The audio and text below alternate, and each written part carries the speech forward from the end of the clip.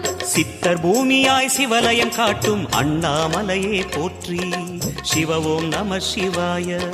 பக்தர் நெஞ்சினை சிவமயமாக்கும் சிவபெருமானே போற்றி.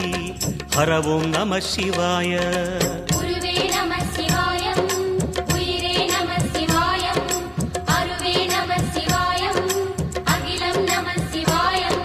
நம சிவாய நம சிவாய ஓம் நம சிவாய. நம சிவாய நம சிவாய ஓம் நம சிவாய.